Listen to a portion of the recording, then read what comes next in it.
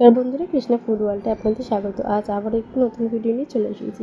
আজ বানাবো দুটো রেসিপি। একটা বানাবো আদা জিরে বাটা দিয়ে একদম সিম্পলভাবে রুই মাছের ঝোল, সাথে বানাবো আর একটা রেসিপিটা হলো উচ্ছে দিয়ে আলু চিংড়ি মাছ দিয়ে করব একটা রেসিপি। চলুন তাহলে জেনে নিই কোনটা কীভাবে করছি, সেটাই আপনাদের সাথে শেয়ার করব।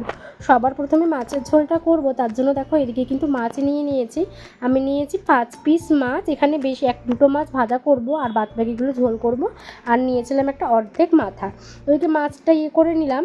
আর এদিকে কিন্তু আমি গ্যাসে কড়াই বসিয়ে তাতে পরিমাণ মতো তেল দিয়ে দিচ্ছি। তেলটা গরম হতে হতে আমি কিন্তু মাছে নুন হলুদ মাখিয়ে মাছটাকে ভালো করে ভাজা করার জন্য কিন্তু নুন হলুদ মাখিয়ে নেব। দেখো মাছের মাথা অর্ধেক নিয়েছি আর এদিকে কিন্তু 5 পিস মাছ নিয়েছি।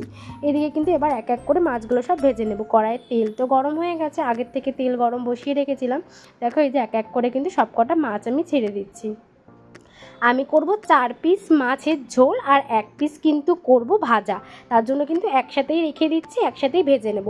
আর ওদিকে মাথাটাও কিন্তু ভালো করে ভেজে দেবো। দেখো মাছের এক পিঠ হয়ে গেছে, আর এক পিঠ হওয়ার জন্য কিন্তু মাছগুলোকে আমি উল্টে দিচ্ছি। এভাবে এক এক করে কিন্তু সম্পূর্ণ মাছটাকে আমি ভাজা করে নেব। দেখো আমার মাছগুলো কিন্তু ভাজা হয়েই এসছে। এবার কিন্তু মাছগুলোকে আমি তুলে নেব। দেখো প্রথম 4 পিস মাছ কিন্তু আমি তুলে নেব। তারপরে কিন্তু আর একটা যে মাছ দিয়েছিলাম এক্সট্রা, যেটা ভাজা করব, সেটা একটু বেশ খানিকক্ষণ ধরে কিন্তু ভাজা করে নেব। দেখো এই যে আমি বললাম 4 পিস মাছ, এই 4 পিস মাছ কিন্তু ভালো করে ভাজা করে নিয়েছি। আর মাছের মাথা দিয়েও কিন্তু ভালো করে ভাজা করে নিয়েছি। মাছ তো ভাজা হয়ে গেছে। কড়াইটা বন্ধ করে দিয়ে এবার কিন্তু একটা বাটির মধ্যে মশলা বানিয়ে নিচ্ছি। প্রথমে 1 চামচ দিয়ে দিলাম জিরে গুঁড়ো, তারপরে 1 চামচ দিলাম ধনে গুঁড়ো, সাথে দিচ্ছি 1 চামচ লঙ্কার গুঁড়ো, একটু ঝাল ঝাল করবো তাই।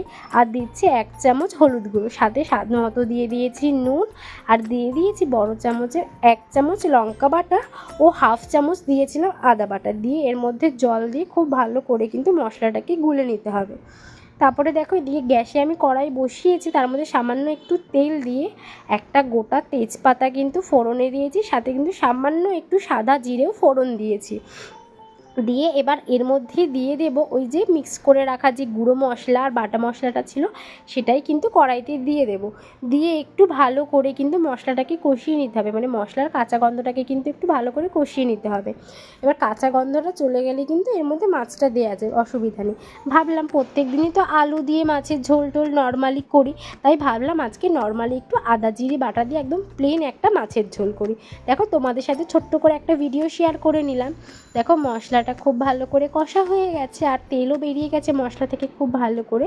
তার জন্য কিন্তু এবার এর মধ্যে দিয়ে দিচ্ছি ভেজে রাখা মাছগুলো দিয়ে একটু সামান্য কিছু করে একটু ভালো করে নেড়ে চেড়ে মশলার সাথে নাড়িয়ে নেব। তারপরে যে পরিমাণ জল লাগবে একটু পরে কিন্তু জলটা আমি দিয়ে দেবো। দেখো আমি তো খুব বেশি হ্যাবক ঝোল করব না, অল্পই ঝোল করব, তার জন্য কিন্তু ঝোলটা অল্পই দিয়েছি। একটু রসা রসা করব, গা মাখাই কিন্তু করবো এই ঝোলটা। দেখো আমি কিন্তু দিয়ে দিয়েছি, দিয়ে একটু ভালো করে ফুটিয়ে দেব।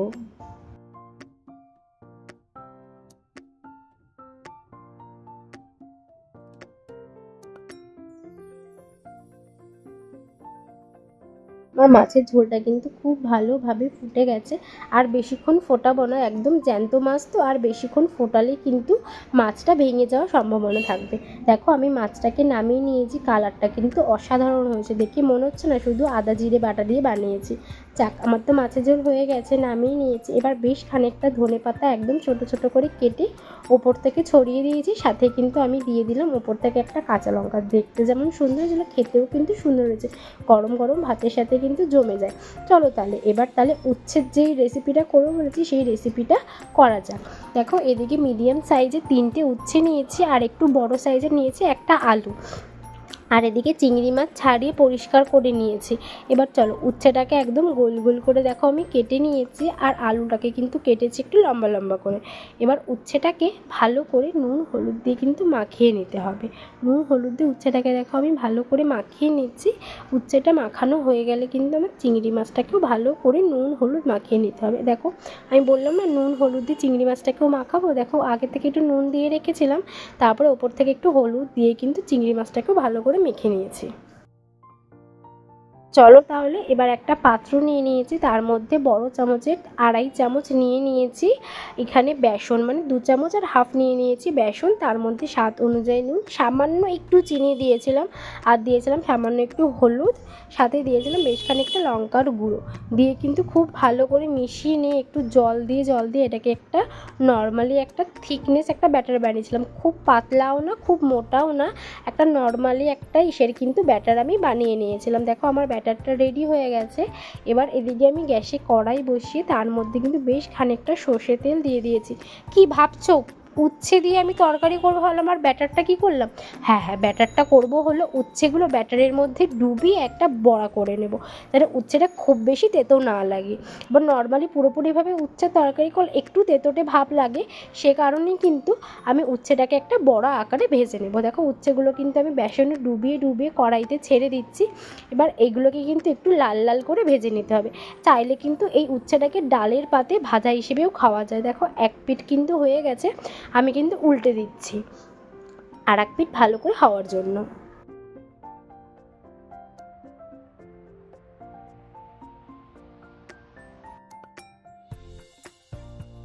দেখো এদিকে কিন্তু বেশ কটা উচ্ছে ভাজা হয়ে গেছে, আরও কটা পরে ছেড়েছিলাম আস্তে আস্তে ভাজা হওয়ার জন্য। এবার যেগুলো হয়ে গেছে সেগুলোকে কিন্তু আমি তুলে ফেলবো। যে উচ্ছেগুলো ভাজা হয়ে গেছে সেগুলো কিন্তু তুলে নিয়েছি। এবার এক এক করে সব কটা কিন্তু আমি ভেজে নিয়েছি। দেখো এক এক করে কিন্তু সব কটা উচ্ছে ভেজে নিয়েছে, যেমন বললাম ওগুলো কিন্তু ডালের সাথেও খাওয়া যাবে।